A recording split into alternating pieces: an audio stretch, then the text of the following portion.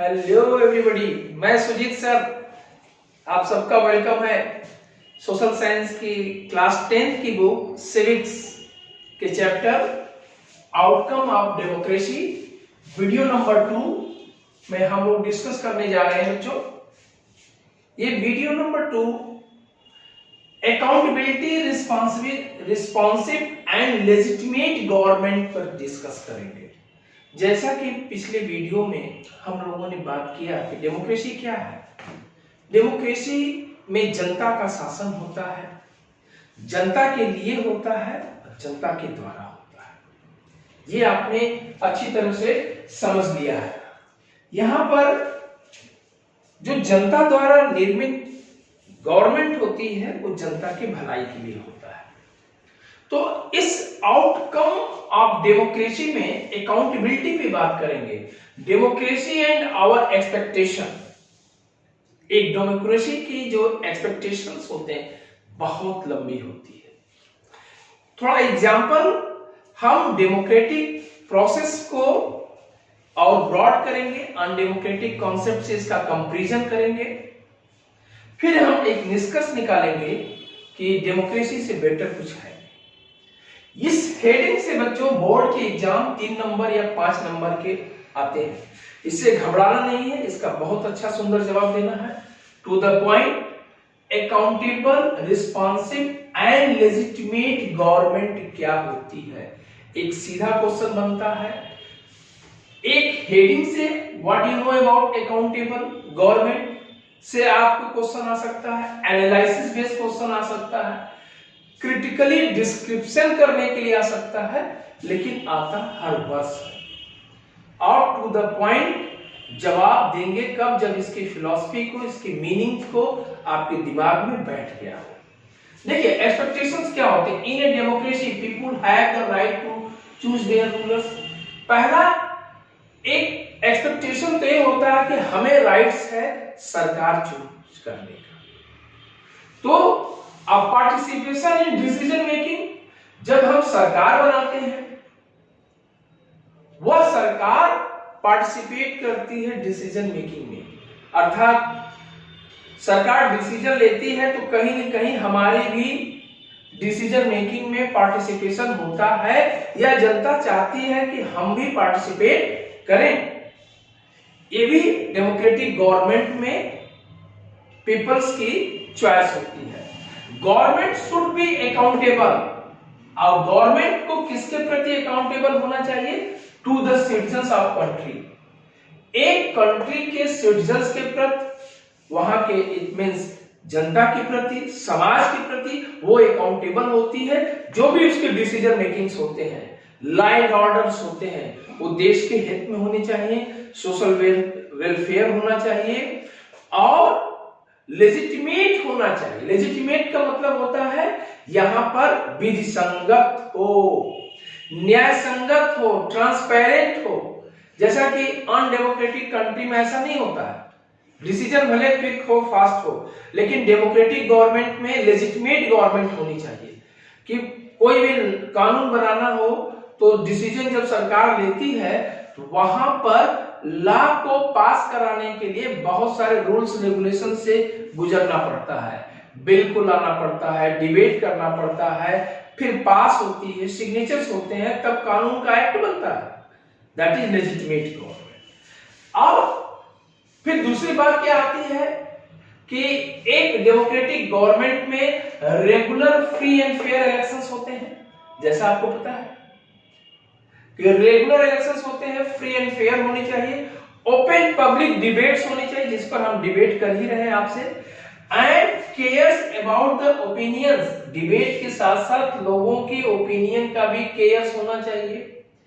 Needs and expectations of the citizen, जो जनता की expectations होती, जो उनकी जरूरत होती है एक डेमोक्रेटिक गवर्नमेंट से, जो उनकी डिमांड होती है, ये बात यहां पर बिल्कुल क्लियर है।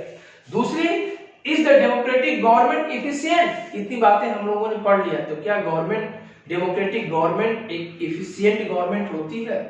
इसमें कोई दो राय नहीं कि एक डेमोक्रेटिक गवर्नमेंट इफिशिएंट होती है, लेकिन डिसीजन लेने में जब अनडेमोक्रेटिक गवर्नमेंट्स के इसकी कंपैरिजन करते हैं तो बातें बिल्कुल क्लियर हो जाती है। कैसे? यहां देखो डिसीजन मेकिंग के संदर्भ में democratic government versus non democratic government. Democratic government, democracy is based on the idea of deliberation and negotiation, is based on norms and procedures. हो सकता है कि एक डेमोक्रेटिक गवर्नमेंट किसी डिसीजन को लेने में डिले करती हो, लेकिन देर आए दुरुस्त आए। एक डेमोक्रेटिक गवर्नमेंट को डिसीजन लेने में देरी हो सकती है, क्योंकि उसे अपने पार्लियामेंट्स में डिस्कस करना पड़ता है, लोगों को विश्वास में लेना पड़ता है।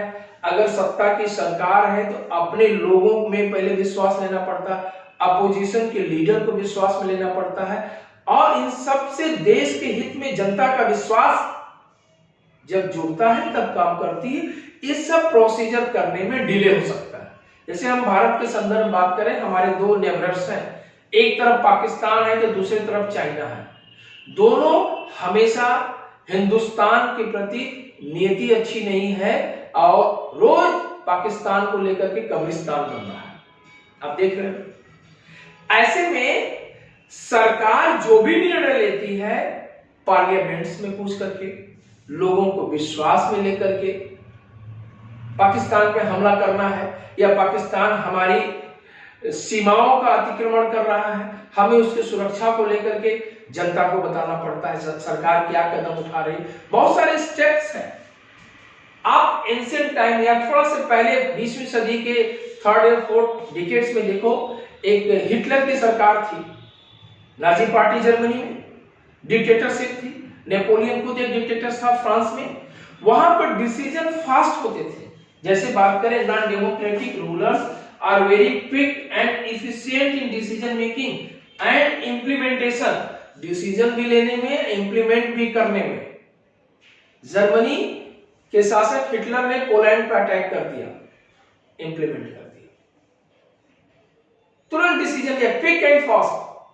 लेकिन वह सदी 20वीं सदी का थर्ड डिकेड्स, फोर्थ डिकेड्स एक वह सदी थी जहां एक डेमोक्रेटिक कंट्री विस्तारवादी चीजों को अंजाम दे रहा था, एम्परलिज्म को फैलाव कर रहा था और नेशनलिज्म को क्रश भी कर रहा था। नेशनलिज्म उसके क्रश करने से विस्तार भी ले रही थी, फैल भी रही थी। तो साम्राज्यवादी देश में ऐसा संभव है। आज जैसे जैसे समय बदल रहे हैं, मानक बदल रहे हैं, हर देश अनडेमोक्रेटिक नहीं हो सकता है। जनता का विश्वास, अपोजिशन पार्टी का विश्वास, देश के हित में, सोशल वेलफेयर के हित में गवर्नमेंट को अकाउंटेबल होनी पड़ती है। इसे कहते हैं अकाउंटेबिलिटी। हो सकता है कि डिसीजन डिले हो, और डिले होता भी है। डेमोक्रेटिक गवर्नमेंट में deliberation and negotiation is based on norms and procedure. एक नॉर्म्स के द्वारा, एक प्रोसीजर के द्वारा हम आगे बढ़ते हैं। इसके बगैर और कोई रास्ता भी नहीं होता है। विधि संगत होना चाहिए। उसका भी विरोध हो जाएगा कि एक इलेक्टेड गवर्नमेंट ने ऐसा कैसे डिसीजन लिया। और दूसरी, जनता किससे क्रॉस क्वेश्चन कर सकती है, किससे उम्मीद कर सकती है? एक डेमोक्रेटिक गवर्नमेंट से ही। अनडेमोक्रेटिक गवर्नमेंट में तो जनता की आवाज को ही क्रश कर दिया जाता है। तो डेमोक्रेसी की जो आउटकम्स है, अगर देखा जाए तो इक्वलिटी को ध्यान रखती है, डिग्निटी का ध्यान रखती है, हमारे फ्रीडम का ध्यान रखती है, कोई कॉन्फ्लिक्ट होता है उसको रिजॉल्व करती है। इस सभी कुछ एक अकाउंटेबल सरकार में, डेमोक्रेटिक गवर्नमेंट के ही आउटकम्स देखने को मिलते हैं।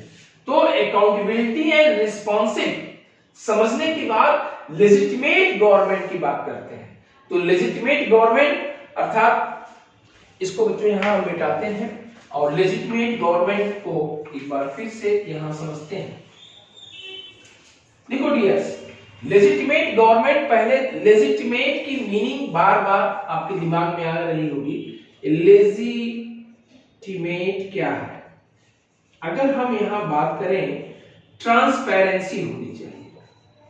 ट्रांसपेरेंसी, इसकी मीनिंग ऐसे समझ लो, और रूल्स एंड रेगुलेशंस के द्वारा होना चाहिए। रूल्स एंड लॉ को फॉलो करे, अर्थात विधि संगत हो, न्याय संगत हो, जनता के फेवर में हो, कॉन्स्टिट्यूशन के फेवर हो, that is a legitimate government. दूसरी चीज कि there are many aspect on which the performance of democratic country is not satisfying, तब भी आप एक डेमोक्रेटिक गवर्नमेंट में जहां सेटिस्फाइड बातें नहीं हो पाती है, होता है, फिर भी जनता को पता है कि सरकार ने जो डिसीजन लिया है वो देश के हित में लिया, that is legitimate government. Transparency, जनता से कुछ छिपा नहीं है। हो सकता है कि देर आए दुरुस्त आए, कभी कभी डेमोक्रेटिक गवर्नमेंट को बहुत फास्ट डिसीजन लेना पड़ता है, लेकिन वो सारी चीजें आज नहीं तो कल प्रकाश में आ जाती है, वह लेजिटिमेट गवर्नमेंट का फॉर्मेट होता है। और पीपुल्स आउटकम ऑफ डेमोक्रेसी इसी को कहते हैं, because democratic government is legitimate government, people wish to be ruled by representative elected by them allowed by law. ये बातें आती है डेमोक्रेटिक गवर्नमेंट्स में। और जो डेमोक्रेटिक गवर्नमेंट इलेक्टेड होती है, फ्री ऑफ करप्शन भी हो सकती होती भी है। प्राय डेमोक्रेटिक गवर्नमेंट कहीं कहीं हम कह रहे हैं कि फ्री होती है करप्शन से, लेकिन कहीं कहीं दुनिया के देशों में जहां डेमोक्रेटिक गवर्नमेंट है, करप्शन भी देखने को मिला है। तो अगर करप्शन देखने को मिलता है तो जनता को फिर अपॉर्चुनिटी मिलती है वोट करने के राइट्स का, जनता अपने टेस्ट को बदल देती है, अर्थात सरकार को बदल सकती है। तो एक तरह से देखा जाए, जो विधि संगत होती है, न्याय संगत होती है लेजिटिमेट गवर्नमेंट में, अगर एक डेमोक्रेटिक गवर्नमेंट अच्छा वर्क नहीं करती है तो जनता अपने डिसीजन को भी बदल देती है, अर्थात जब गवर्नमेंट बनती है, जब इलेक्शन का समय आता है तो अपने वोट को दूसरे फॉर्मेट में चेंज कर देती है, या दूसरी गवर्नमेंट को इलेक्ट कर लेती है, दूसरी पार्टी को इलेक्ट करती है, फिर दूसरी सरकार बन जाती है। तो यहां पर ये बातें समझ में आई, accountable, responsive and legitimate government क्या है, कि हमारे एक्सपेक्टेशन डेमोक्रेसी से बहुत होती है बच्चों। तो एक डेमोक्रेटिक गवर्नमेंट अकाउंटेबल होती है, अर्थात जिम्मेदार होती है, जो देश के हित में जिम्मेदार होती है, समाज के हित में जिम्मेदार होती है, जनता के हित में जिम्मेदार होती है, और तब वो सरकार रिस्पांसिबल कहलाती है, अर्थात रिस्पांसिबिलिटी, उसकी जिम्मेदारी परफेक्ट होती है। और लेजिटिमेट होती है मतलब ट्रांसपेरेंट होती है। ट्रांसपेरेंट इट मींस सब कुछ क्रिस्टल है, सब कुछ दिखाई दे रहा है सरकार के पॉलिसी में, उसके कथनी में, उसके करनी में। ये हो गई एक डेमोक्रेटिक गवर्नमेंट की अकाउंटेबिलिटी, रिस्पांसिबिलिटी एंड लेजिटिमेसी, उसकी लेजिटिमेसी। ये सभी कुछ बच्चों एक डेमोक्रेटिक गवर्नमेंट में ही संभव है, अनडेमोक्रेटिक गवर्नमेंट में पॉसिबल नहीं है। जैसा हमने अभी डिस्कस किया था कि undemocratic government quick and fast decision लेती है, लेकिन वो देश के हित में हो या जनता के हित में हो नहीं सकता है, हो भी सकता है, दोनों होता है। अनडेमोक्रेटिक गवर्नमेंट में जनता की फ्रीडम कम, सत्ता में बैठे हुए शासक की सोच पर ज्यादा निर्भर करता है। जबकि डेमोक्रेटिक गवर्नमेंट एक अकाउंटेबल गवर्नमेंट होती है, उसके डिसीजन में स्लो हो सकता है, डिले हो सकता है, लेकिन वो लॉन्ग टर्म के लिए इफिशिएंट भी होता है। Is that clear? इस तरह आप क्रिटिकल प्रश्नों का बोर्ड में जवाब दे करके आप नंबर अच्छा अचीव कर सकते हैं। यहाँ पर अकाउंटेबिलिटी, रिस्पांसिबिलिटी और लेजिटिमेट गवर्नमेंट क्या होती है, आशा है कि आपको ये टॉपिक कंफर्म हो गया होगा, आप अच्छे से जवाब भी दे सकते हैं। अब हम अगली जो टॉपिक है, जो नेक्स्ट वीडियो में, वीडियो नंबर 3 में डिस्कस करेंगे, इकोनॉमिकल ग्रोथ एंड डेवलपमेंट में गवर्नमेंट के क्या रोल होते हैं, एक डेमोक्रेटिक गवर्नमेंट इकोनॉमिकल ग्रोथ के लिए क्या करती है। बच्चों, अगर आपको वीडियो अच्छा लगा है तो इसे लाइक करें, दूसरों को शेयर करें और thank you for watching video once again.